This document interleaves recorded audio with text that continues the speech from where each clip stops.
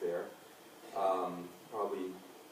Probably the best known was this one, which was kind of like a parody of conspiracy theory websites back then. So we would make up our own conspiracies and take corporate figures and make them into clowns and write articles about them.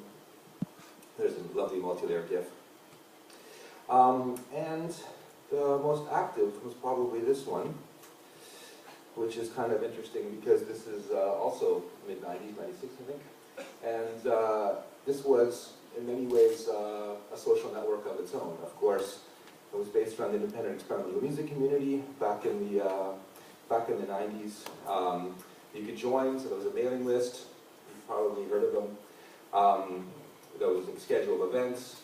We had our own I guess what would now be called a podcast that you can listen to, where we played shows. You know, all kinds of really cool multi-layer GIFs, of course,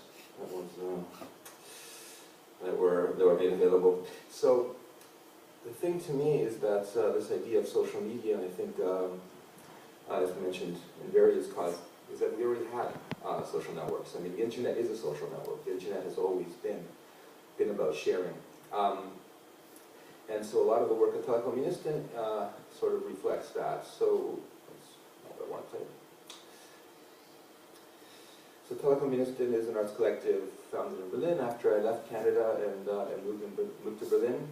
And the project investigates what we call the social relations embedded in communication technologies. So it looks at the politics of network topologies, of mediation, and things like that. And mostly when I give talks, the talks are very much about political economy and about the whole sort of central theory of Telekommunistin, how capitalism will only build star networks and will never build mesh networks.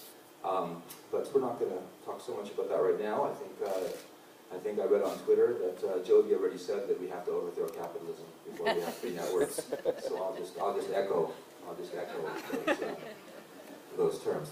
So yesterday we showed Thimble, which is a platform, a free decentralized microblogging platform. I made these little readers that you can get on the desk over there that have sort of the relevant essays on what that all means.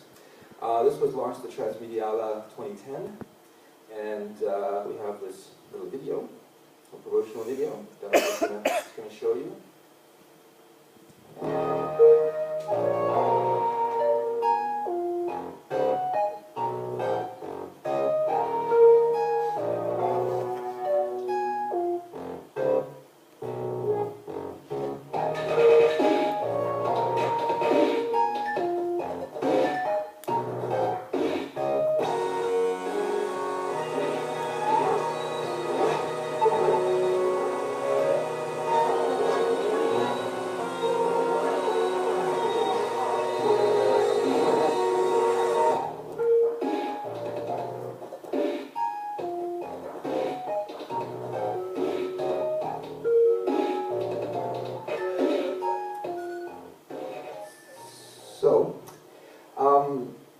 And Thimble actually, when we launched it for 2010, it is an artwork, so it was really a conceptual project.